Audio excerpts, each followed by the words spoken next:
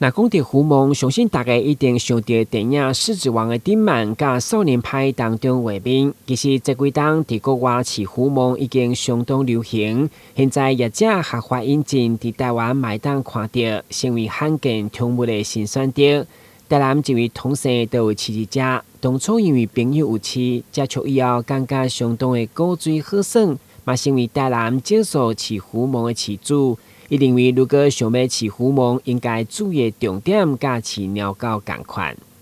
当初饲养的情况下是看到朋友家有在饲养，然后了解过后，觉得其实虎蒙算是宠物性非常高的动物。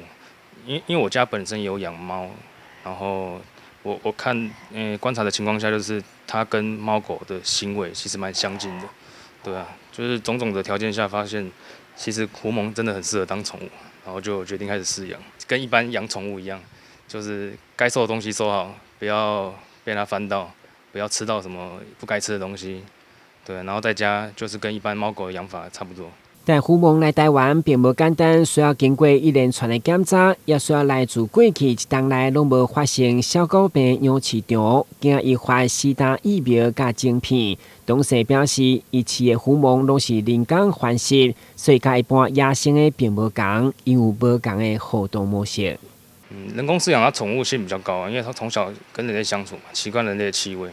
那它的寿命大概也是可以跟猫狗一样，就是10几年。那相对的就是野外的虎蒙，它的攻击性比较强，然后比较不容易跟人类接近。对啊，那其实人工饲养跟野外的寿命，人工饲养的还会相对的会比野外的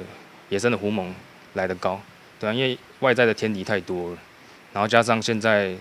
沙漠地区过度开发嘛，所以野生的虎蒙相对寿命真的没有这么长。因为人工饲的虎蒙相当聪明、佮温顺，所以伫厝内嘛当甲鸟狗生做伙，所以同时厝内鸟甲虎蒙嘛成为真好的朋友。现在这只古锥的萌萌开设了一个粉丝专页，如果想要看到伊生活当中古锥的画面，嘛当上网来追踪。当然新闻郭博义采访报道。因为出来脑震荡，然后全身一直抖，然后赶快高压。